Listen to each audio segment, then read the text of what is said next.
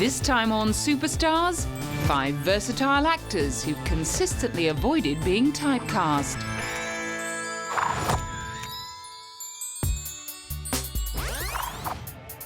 Erin Eckhardt got off to a very interesting start in life. Born in California in 1968, he was brought up as a Mormon and spent his teenage years moving between England and Sydney in Australia. After high school, he took 3 years off and split his time between surfing in Hawaii and serving on a Mormon mission in France. He followed up his time out with a film degree at Brigham Young University, where he met writer-director Neil LaBute, who went on to cast Erin in several of his plays. But it wasn't until he was cast as the ponytailed biker in Steven Soderbergh's Erin Brockovich that he really hit the big time. The language you use, a verbal or physical... After that, he teamed up with old pal Neil LaBute a couple more times for Nurse Betty and Possession. In 2003, after making a name for himself in independent films and gritty dramas, he and Hilary Swank became unlikely co-stars in the science fiction disaster flick The Core. It's decaying faster than we thought. 2, 1. Going in. You know, this is not a cast that you would generally, that would conjure up the image of science fiction and special effects, I think, which really shows that it's a movie that's about something also deeper. It has all those elements, but it goes deeper than that, and there's a really dramatic feel within it. In fact, The Core went so deep, it took a team of scientists to the center of the Earth to set off a series of nuclear explosions to restart the rotation of the Earth's core. The Earth has stopped spinning.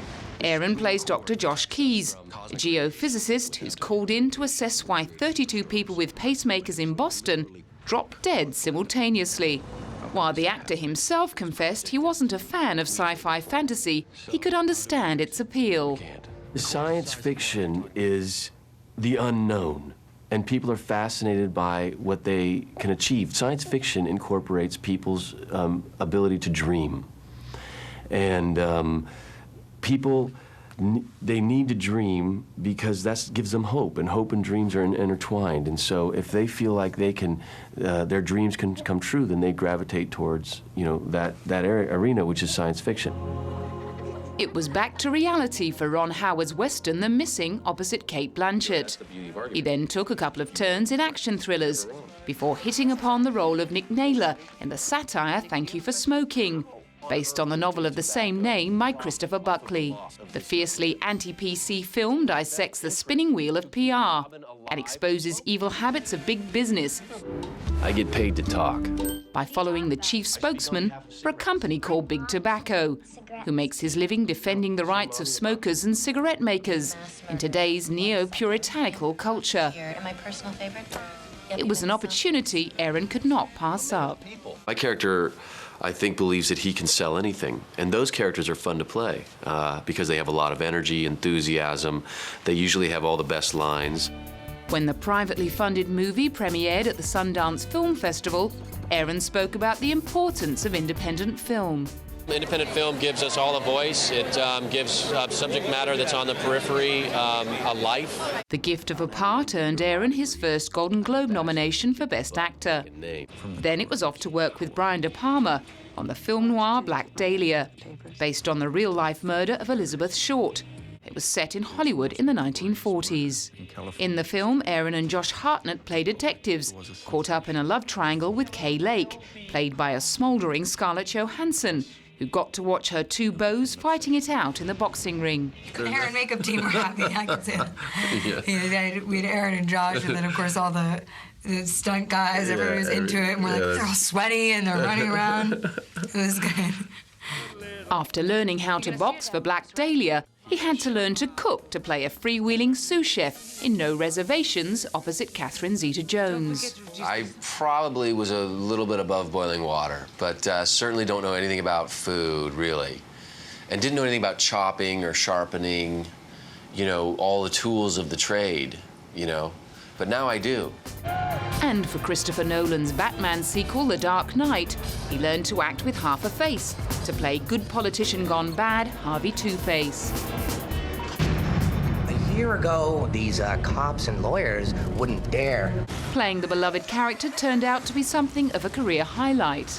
He has such a history with Batman, and to be in this movie, Chris Nolan's Batman, is especially touching for me, and to have worked with Heath and to be a part of his legacy.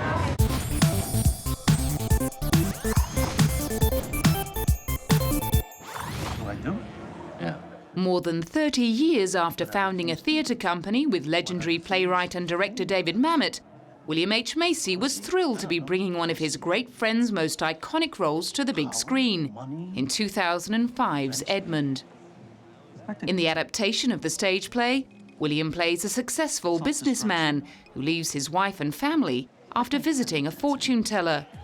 He sets out on a journey of self-discovery, but is drawn into New York's underworld, where he kills a pimp and a would-be actress and finds himself in prison. $50. Well used to the challenges of David's complex characters, William was pleased with his performance. I had the best feeling that an actor could have after one or two of these scenes, where I would walk away knowing that I had just done a very difficult scene. And I thought, well, you could do it differently, but I don't think you could do it better. And then you give her the 50? Yes, I gotta give her the 50. No. For the drink. No, you don't have to pay her for the drink. Tea? It's not tea. It's not tea? If it's not tea, what is it then? I came in here to be straight with you. Why do we have to go through this? Get in or get out. Despite the star profiles of both David and William, getting the low-budget independent film off the ground had been a struggle because of its racist themes. To call someone a nigger, especially for a white guy to call a black man a nigger. And I think that's what most of the producers couldn't get past. Anything else, all the homosexuality and the violence, but the word nigger stops them dead. Religion? The film, which ended up being made for around $10 million, didn't go off without a few hiccups. After William finished filming a scene where he stands naked in a hallway with his hands and feet manacled, the crew admitted they'd lost the key to release him. He also had nightmares memorizing David Mamet's notoriously difficult dialogue. But overall, it was a wonderful experience. I'm proud of the film, and David likes it too, and that makes me feel great. The same year, the actor who'd made his name playing misfits and losers in independent films finally got to play a leader in the blockbuster action-adventure flick Sahara. I find myself in leadership positions more often than bozo positions. And so I like the idea that I get to play someone who's a bit distinguished and had a career and whom people pay attention to. I've wondered where my career was going to go, and I was secretly always hoping I could play these kinds of roles. So maybe I'll be the president someday, or a senator or something. He may not quite have made it to president. However, in his next film, Thank You for Smoking, he did play a senator. In 2006, he had to settle for a role as the hotel manager who clashes with its racist food and beverage manager in Bobby, a fictional account of the lead-up to the assassination of Bobby Kennedy. You'll post a memo informing all employees of their right to vote. And because I'm an equal opportunity kind of guy, you've got till the end of the week to clear out your desk and leave. Famous for his liberal leanings and support of Democrat John Kerry's 2004 campaign for presidency, William was part of the anti-Vietnam War hippie movement of the late 60s. And at the film's premiere, he reflected on our need for more bold leadership. We need a Bobby Kennedy to stand up. You know, a lot of the politicians today massage the truth, and I know they're doing it, and they know we know. They're trying to figure out what we want to hear. Bobby Kennedy stood up and said what was. It was very bold of him to pin his political future on opposing that war. The year after earning an Academy Award nomination for his role as the conniving Oldsmobile car salesman in Fargo, he married fellow actor Felicity Huffman. The pair has since become one of Hollywood's highest-profile couples. At the premiere of the 2006 film Transamerica, William heaped praise on his wife's Golden Globe-winning performance as a fledgling transsexual. You boys go ahead. Have fun. A lot of times when you do a role like this that is such a high wire act, I mean, she's got a different voice, a different look, a different walk. She transformed herself. It's very easy to forget to act. It's all just mimicry. But she acts the bejesus out of this thing, and it'll break your heart. The couple have 2 daughters, Sophia and Georgia. They also play mum and dad to a spoiled pooch, who enjoys being serenaded by Bill and his ukulele.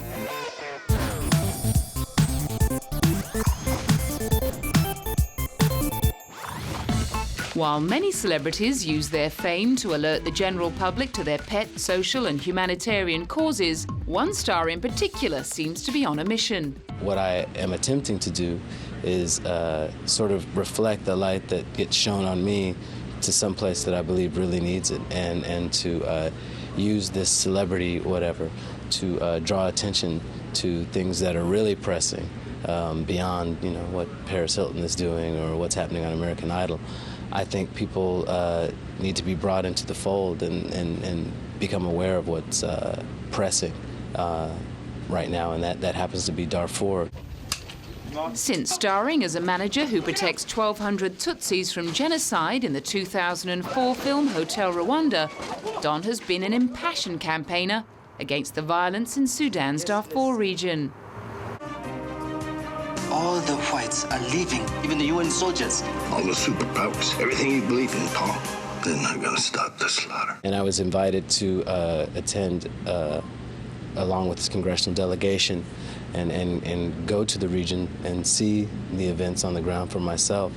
And once that happened, and once I had been there and interfaced with the victims of this horrible tragedy and spoken with them, it was very hard to leave there and not do what I could to try and bring attention, to try and work however I could within the system, outside the system, to find solutions to try and end this thing.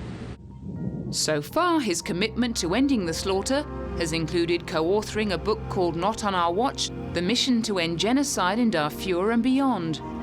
In 2007, Don's amazing dedication was recognized with the Bet Humanitarian Award of the Year. The same year, the actor from Kansas also received a Spirit of Independence Award for his contribution to independent cinema. And as things grow more corporate, we really need to support the smaller entities and the smaller endeavors to try and, you know, keep the spirit of independence alive and well. His 2007 film Talk to Me, about real-life radio talk show activist Peter Green, certainly did its bit to keep the spirit of independence alive. Your brother said y'all need a new DJ at that radio station. Hey, I'm your man. You're in prison. It's a minor challenge.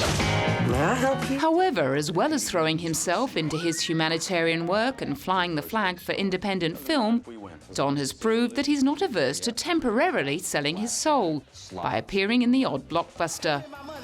He featured in 2001's Swordfish, and after making an uncredited appearance in the first installment of the Ocean's franchise, he's become a staple member of the Heist Capers ensemble cast. At the Cannes Festival to promote 2007's Ocean's 13, he proved he could quip and banter with the best of them, alongside Brad Pitt.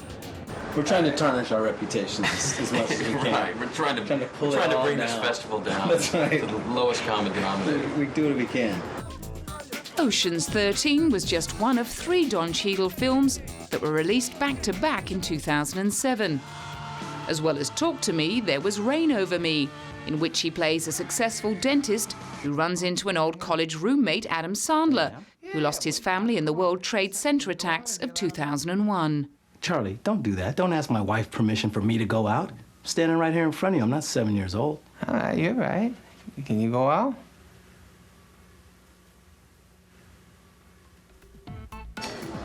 In between all the acting and activism, Don plays father to 2 daughters and partner to his long-term girlfriend, Bridget Coulter.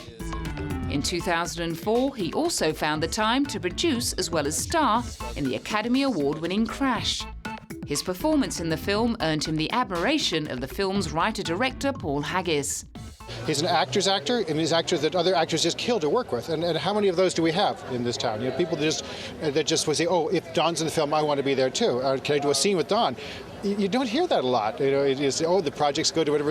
It's not about the script. You know, that's not what attracts other actors with Don. It really is the chance to work with him. He has this quiet intensity. You know,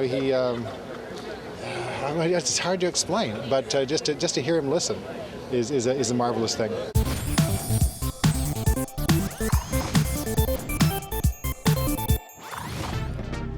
PhilipSeymour Hoffman had racked up numerous support appearances in a bewildering array of comedies and dramas before being cast in the career-making role of the groundbreaking author of In Cold Blood in Capote.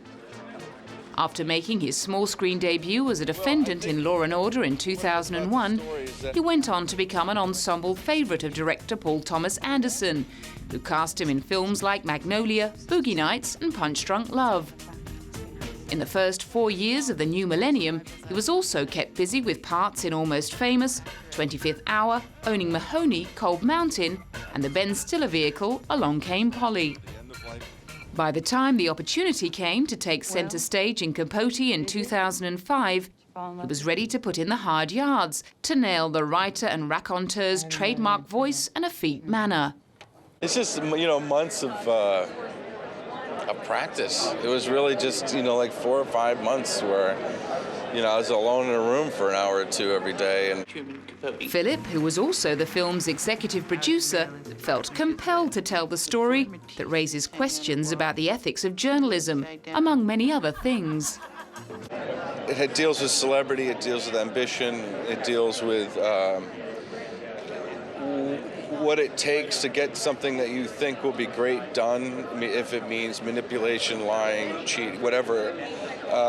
It just takes a compromise of spirit somewhere along the line, and the dichotomy of this character and how he's one thing in one way and then he's another thing in the other way, and all these different things that the film brings up, and it's a lot of different thematic questions. Interested me very much. It also interested critics and the viewing public, and Philip's well-studied portrayal of Truman made him a shoo-in for a Best Acting Oscar. Then the high-profile gigs came flooding in. First he had Tom Cruise knocking on his door to play a baddie in Mission Impossible 3. When he asks you to be in a film with him, he's extraordinarily supportive.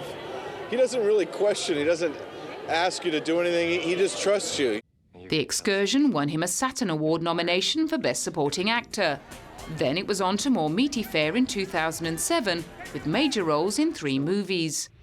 In Sidney Lumet's Before the Devil Knows You're Dead, he plays a heroin-addicted executive whose dire financial straits call for desperate measures, namely persuading his younger brother, played by Ethan Hawke, to rob their parents' jewelry store.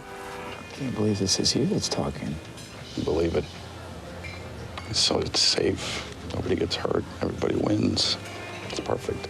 Needless to say, no good comes of his devilish plot, and everything goes from bad to worse in this pull-no-punches thriller about a family torn apart by one of the oldest human tragedies in the book. The Cain and Abel tale, you know, I mean, what the father ends up doing to the son at the end of this film is, it's almost like you were born knowing that or something. You know what I mean? That film deals with stuff that you innately know as human beings to be true. You know what I mean? It's like this idea of the sibling rivalry and how it will kill a life. You know, and there's not the idea of the black sheep of the family becoming the most successful one and therefore tearing everyone else down. And I mean, these things are so universal and have gone back so far and will live on till the end of this earth. He played a maverick CIA operative alongside Tom Hanks and Julia Roberts in the biographical drama Charlie Wilson's War. He then squeezed in a little light relief in the independent comedy The Savages, which was dubbed a coming-of-middle-age story when it premiered at Sundance. You know, you don't have a job. I do. I have obligations. You're freelance. Asked whether she was intimidated at the prospect of working with Philip, his co-star and on-screen sister Laura Linney replied, You know, actually, no. I mean, I think, you know, when you work with someone who's so good, you know, you're immediately put at ease. Yeah, well, that's one of the actually things. You know, I get nervous when the people are really bad. That's one. Changing direction yet again by showing up in Charlie Kaufman's directorial debut, Cynic Dosh, Philip seems stubbornly opposed to being pigeonholed, although he claims there is no master plan. I don't really think about it so much that way. You know, from film to film, you don't know what film you're going to enjoy sometimes. You think, oh, I might not like this, and you end up liking it a lot, and I'm going to love it, and you end up not liking it as much. You know, so you don't know. You really don't.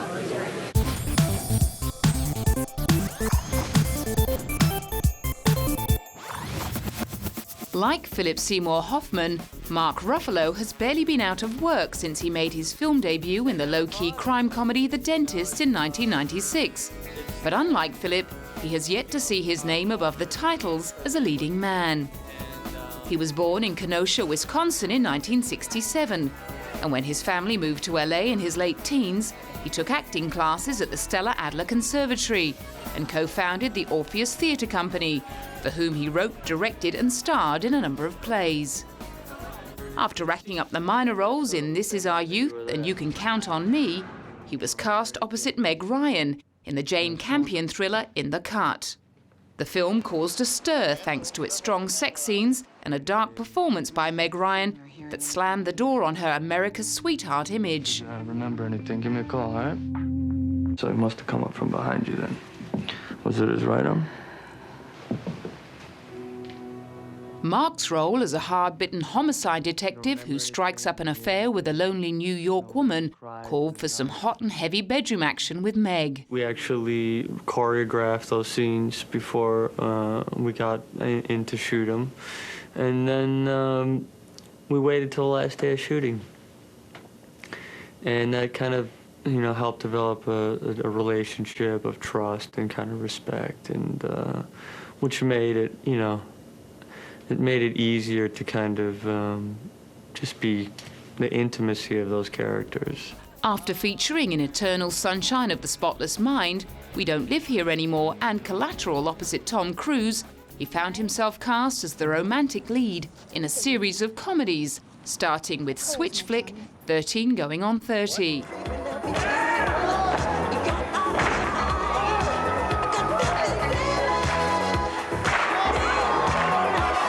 Acting opposite Jennifer Garner, who reverts from adult to teenager, brought up a new challenge for Mark. Dancing Mark Ruffalo review. Yeah, that was a new one for me. I've never done anything like that, and I was dreading it. And literally, I almost didn't do the movie when I read that I had to do it. But then they trained me and everything, and it turned out fun. In Just Like Heaven, the object of his desire is the spirit of a car accident victim who used to live in the apartment he now occupies. The power of Christ compels you! You're gonna mop that up. You're dead! Aggravation turns to affection for the annoying dead woman played by Reese Witherspoon, who was a dream to work with. Got a great sense of humor, and she's a lot of fun. And I like to play, I'm very playful, and so is she, so it works, you know, it really came together. We immediately hit it off. There's a lot of ribbing and busting going on, if I could say that on television, and so it works really well. Working his way through Hollywood's funny female A-listers, he next paired up with Jennifer Aniston, who earned his admiration for battling her way through filming on Rumor Has It in the middle of her well-publicized split from Brad Pitt. Knowing now what I didn't know at the time is even a greater testament to her class and poise, you know? 2007 saw Mark's graduation to more gritty material. In Reservation Road, he took on the harrowing challenge of playing a lawyer who accidentally kills a 10-year-old boy and then flees the scene, and then attempts to live with the guilt. He also got to play a homicide inspector assigned to catch a serial killer who terrorized San Francisco in the 60s and 70s, then taunted police by leaving cryptic clues in Zodiac. All right, so either way, I just had recorded blood in the front seat. So why do you get in the front seat? With 6 films scheduled for release over the next year, it surely won't be long until Mark Ruffalo becomes a household name.